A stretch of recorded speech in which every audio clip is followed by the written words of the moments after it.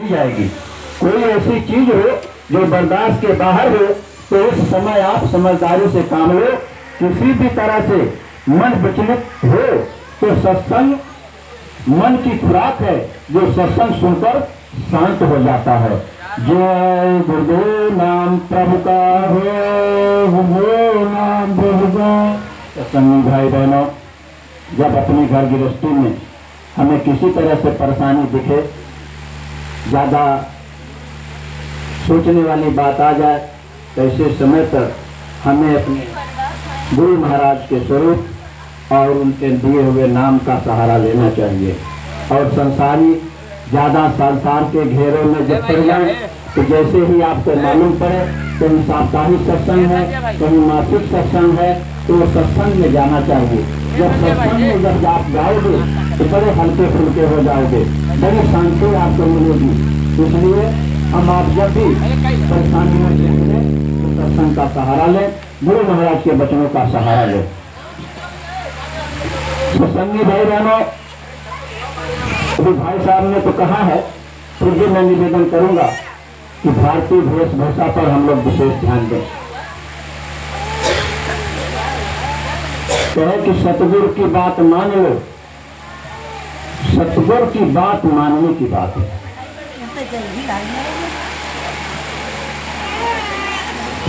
गुरु महाराज ने क्या कहा, जब जब जन जन की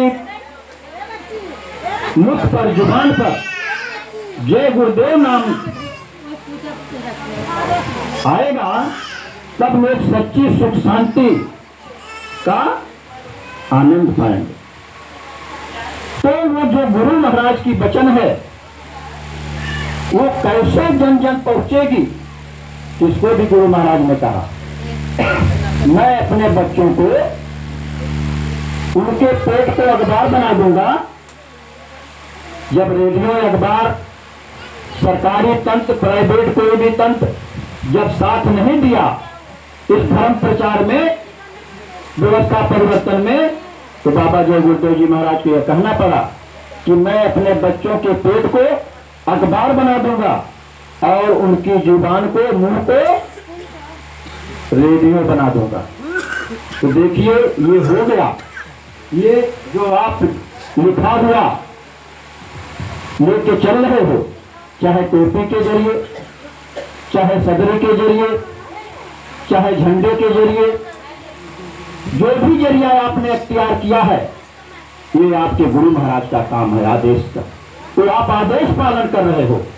आदेश पालन के साथ साथ बहुत बड़ा हमारा आपका कवच है, बहुत बड़ा ये रक्षक है।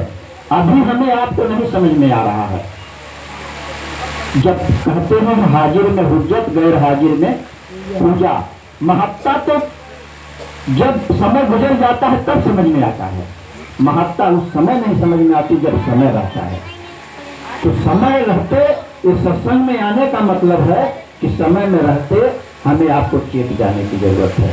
हमें आपको आज यहाँ से प्रतिज्ञा करके जाना चाहिए, कसम लेके जाना चाहिए कि जब हम अपने घर से बाहर निकलेंगे, चाहे कोई भी काम के लिए निकलें, तो जरूर कोई ना कोई निशान हमारे शरीर पर, चाहे टोपी का सहारा हो, चाहे झंडे का सहारा हो, चाहे सदरी का सहारा हो, सहारा कोई भी हो, सहारा हमारे आपके पास जरूर होना चाहिए। उस सहारा का माध्यम बना करके जरूर हम निकलें। मैं अभी यहाँ रास्ते में आ रहा था, जब इस एरिया में घुसा तो रिक्शे को देख करके, झंडे को देख करके एक भाई उम्रदार थे और उन्होंने ऐसा नमस्कार, यानी इसका मतलब ये है कि उसकी महत्ता वो समझ रहे हैं, हम नहीं समझ पा रहे हैं। उसकी कीमत उनको समझ में आ रहा है, इसलिए वो नतमस्तक हो रहे हैं, और हमें नहीं समझ में आ रहा है, इसलिए हम उसको धारण नहीं कर पा रहे हैं। भाई बहनों, सो गई जो बची है उसी को संभालने की। आंधी तूफान आ जाता है, बाढ़ आ जाती है, तो जो चल जाता है चल जाता है, जो जल जाता है, उड़ जाता है, बह जाता है, वो बह जाता है, लेकिन जो बचता है उसी को लोग संभाल लेते हैं। तो जो हमारा आपका 10-20 साल, 50 साल, 5 साल, 2 साल, 1 साल, 6 महीना, 2 घंटा का जो स्वास्थ्य की पूंजी बची है, उसको हमको आपको संभाल लेने की जतन करने की जरूरत है, समझ लेने की जरूरत है, ये अच्छे काम में लगा लेने की जरूरत है। सत्संग भाई बहनों, कोई भी बचेंगे नहीं। झंडे बनाने के लिए प्रेमी सेवादार लोग अपना काम करेंगे, झंडा भी उनको दे दिया जाएगा। और हाँ, जो मस्जिद बंदर के तरफ कोई सेवादार जाते आते रहते हैं कि जिनका रेगुलर काम होगा, वो अपनी जानकारी देंगे, उनको जानकारी दी जाएगी। मस्जिद बंदर गंगा देवी के पीछे अगल बगल में कहीं लाठी मिलती है, बहुत अच्छी सुंदर लाठी होती है, देखने में भी सुंदर होती है, मजबूती होती है। वो लाठी 25-50 लाना है, और जो प्रेमी इच्छुक होंगे उस लाठी उनको दी जाएगी। उसमें झंडा पत्ता लगा करके अपने माथे के बराबर का करके उनको उसको अपने उपयोग में लाना है।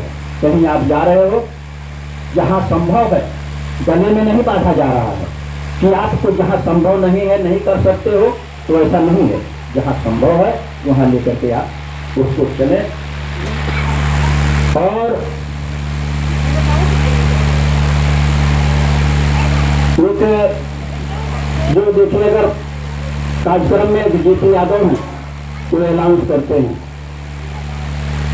उनके लड़के की शादी है, उन्होंने फोन करके बम्बई संगत को आमंत्रित किया है, किसी 20 तारीख को शायद है, तो आमंत्रित किया है। तो अब इस सारे में सब लोगों को, हम लोगों को समझना चाहिए कि जाएगा तो कोई नहीं। जब बाबा जी को इतना तैयारी करके अभी भाई साहब ने बताया कि 50 लोग गाड़ी के साथ जा रहे थे, लेकिन ऐसी सौभाग्य बनी कि एक भी नहीं पहुंच पाए, एक भी टिकट क्लियर नहीं हुआ, जा नहीं पाए। तो आमंत्रित तो उन्होंने किया है लड़के की शादी में, तो समझ लेना चाहिए कि कुछ आपसे वो सहयोग रूप में कुछ आशा रखते हैं। तो आपसे 10-5 का जो कुछ भी हो सकेगा, किसी के ऊपर जोर जुलूम नहीं है। आप अपने भाड़े किराए की व्यवस्था से आए हो तो अपना भाड़ा किराया रखिएगा। ऐसा नहीं है कि आपको 10 रुपया भाड़ा के लिए बचा है तो आप दे दो। पहले की व्यवस्था नहीं है कि पैदल चले जाना, पानी मत पीना, खाना मत जो है यहाँ रख के चले जाना, ऐसी यहाँ व्यवस्था नहीं है। खाने की व्यवस्था, खाना भी खा लेना। जिनको शाम को नहीं बनाने वाली दिक्कत होगी, कोई तो लेकर भी जाएंगे और अपना भाड़ा भी रखेंगे, कोई जरूरी नहीं है। संगत बड़ी है, ये बहुत बड़े पावर वाले हैं, उनका भी जो इच्छा होगी कुछ न कुछ उनका भी पूरा हो जाएगा, उनका भी होगा, ऐसा नहीं है। और बड़े एक दुख वाला संदेशा इसी 10 तारीख को हमारे नाला सोपारा में प्रेमी गुप्ता परिवार से बेचारे गुरु भाई का शरीर छूट गया। जानकारी इतना नहीं मिल पाई, फिर मोबाइल में आया, हमको भी जानकारी मिली। और ये परिवार बहुत निहायत मजबूरी में है, वो बीमार चल रहे थे, बहुत सारे जो भी उनके पास व्यवस्था थी सब बीमारी में हो गया खत्म। परिवार गांव से आया है, उनका कोई छोटा भाई है, वही उनका वही करेगा।